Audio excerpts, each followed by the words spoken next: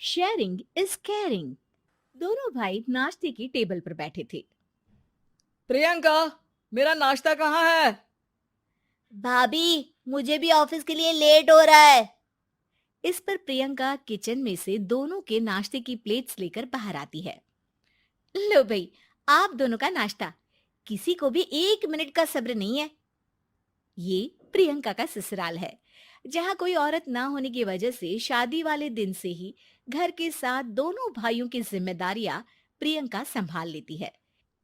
दोनों भाई शांति से नाश्ता कर रहे होते हैं कि अंकुश अपने भाई की प्लेट से पराठे का एक टुकड़ा उठा लेता है। आपको पता है ना, मैं खाना शेयर नहीं करता, फिर भी मेरी प्लेट में से खाना जरूरी है क्या? अरे हद हो गई है, मुझे नहीं खाना अब। अंकुर गुस्से में नाश्ता छोड़कर टेबल से उठ खड़ा होता है। अरे, ये कैसा बिहेवियर है अंकुर? एक टुकड़ा ही तो है। एक हो या आधा, मुझे भूख लगी है तो ये सिर्फ मेरा ही है। उसे भी किसी के साथ शेयर करने बैठा तो भूखा नहीं रह जाऊंगा। अरे बाबा ठीक है, अब इस पर भी लड़ाई। दूसरा बना देती हूँ, पर प्लीज ऐसे खाना बीच में छोड़कर मत जाओ। इससे अन्न का अपमान होता है। ओ प्लीज भाभी, ऐसी कोई चीज होती ही नहीं है। आपके पास पैसे हैं, खरीदो और खाओ। अगर नहीं खाया जाए तो फेंक दो। अरे दुनिया में सब यही करते हैं। अंकुर बैग उठाकर ऑफिस के लिए चला जाता है, जिसके पीछे उसका बड़ा भाई मायूस सा घर में खड़ा रह जाता है। जिसने बचपन से सोने की चम्मच में खाया हो, उसे दुनिया के बारे में क्या पता होगा। वैसे गलती तो हमारी ही है। अगर कभी बचपन में ही सही गलत का फर्क सिखाया होता तो आज ये हाल नहीं होते। आप फिक्र क्यों करते हैं जी? भगवान है, वो जो भी करता है सबकी भलाई के लिए ही करता है। और जब वो चाहेंगे तो अपनी तरह से अंकुर भैया को भी सब कुछ सिखा देंगे। पत्नी की बात पर विश्वास कर अंकुश भी ऑफिस चला जाता है। सुबह से दोपहर होती है और अंकुर लंच करने ऑफिस के पास वाले रेस्टोरेंट में पहुंचता है, जहां वो एक साथ बहुत सारा खाना ऑर्डर कर देता है। सर, क्या कोई आपको ज्वाइन करने वाला है? नहीं तो क्यों? अब कुछ नहीं सर, ऐसे ही।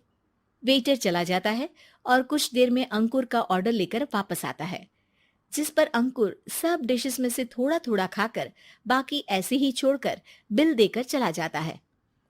वाह भगवान, तेरी माया। कहीं कोई एक एक टुकड़े के लिए तरसता रहता है और ये 5 लोगों का खाना ऑर्डर करके एक का भी पूरा नहीं खाते। पैसे वालों की माया। वेटर टेबल साफ कर बचा हुआ सारा खाना लेकर रेस्टोरेंट के पीछे घूम रहे बच्चों के पास पहुंच जाता है, जिसे देख बच्चों के चेहरे खिल उठते हैं। वाह, आज इतना सारा खाना आया। थैंक यू भैया। भगवान आपको खाने की फैक्ट्री बना दे। अगर ये फैक्ट्री मेरी होती तो तुम लोगों को कभी किसी का झूठा बचा हुआ खाना नहीं खाना पड़ता। चलो तुम लोग खाओ, पर ध्यान रखो किसी को पता ना चले, नहीं तो मेरी नौकरी चली जाएगी। इसी के साथ दिन बीतता है और रात को दोनों भाई एक साथ घर पहुंचते हैं। कुछ देर में सब डिनर करने बैठते हैं, जहां अंकुश अंकुर को समझाने की कोशिश करता है। अंकुर, अगर हमें लाइफ में सब कुछ मिला है, इसका ये मतलब नहीं कि तुम उसका गलत फायदा उठाओ, बल्कि तुम्हें उसकी मदद से दूसरों को भी मदद करनी चाहिए। भैया, जिनके पास नहीं है उनकी वजह मैं तो नहीं ना। और ऐसे बहुत लोग हैं जिनके पास सब कुछ है। इसलिए अगर मैं एक इंसान कुछ नहीं करूंगा तो कोई फर्क नहीं पड़ने वाला। तुम्हारे भैया बस एक चीज समझाना चाहते हैं कि जिस चीज की हमारे पास कमी नहीं है, उसे बर्बाद करने से अच्छा है कि लोगों के साथ शेयर करें। इससे हम सिर्फ सामान नहीं, खुशियां भी बांटते हैं, और इसमें तुम्हारा ज्यादा कुछ तो जाएगा नहीं। भैया भाभी की बात सुन अंकुर कुछ बोले बिना उठकर चला जाता है। इसी तरह दिन बीतते रहते हैं, जिसमें अंकुश और प्रियंका कोशिश तो बहुत करते हैं, पर अंकुर पर किसी भी चीज का कोई असर नहीं पड़ता। एक दोपहर अंकुर सैंडविच खाते हुए सड़क के किनारे चल रहा होता है। तभी उसकी नजर आइसक्रीम वाले पर पड़ती है और वो सैंडविच सड़क किनारे फेंक आइसक्रीम खरीदने पहुंच जाता है। अब इसे कहते हैं जिंदगी का सुख। जैसे ही अंकुर आइसक्रीम लेकर पीछे मुड़ता है, तो एक आदमी को सड़क से वही सैंडविच उठाते हुए देखता है। वो आदमी बहुत कमजोर, गरीब, जैसे बहुत दिनों से खाना ना खाया हो वैसा लग रहा था। अंकुर उसके पास जाकर खड़ा हो जाता है। उसे देखकर आदमी सैंडविच अंकुर की तरफ कर देता है। आपको भी खाना है क्या? क्या हम इसे आधा आधा कर ले? मुझे बहुत भूख लगी है। वो मेरा ही झूठा सैंडविच है।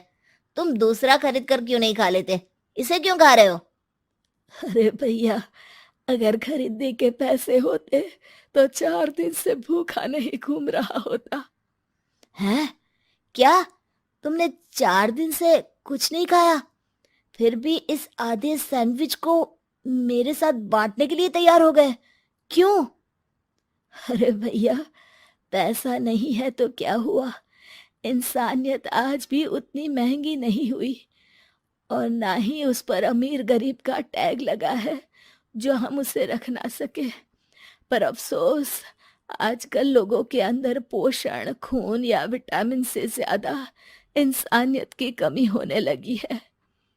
आदमी की बातों से अंकुर को समझ में आ जाता है कि वो आज तक कितना गलत काम करता आ रहा था। इसके बाद से वो अपनी किसी के साथ शेयर नहीं करने और खाने को बर्बाद करने वाली आदत को छोड़ देता है।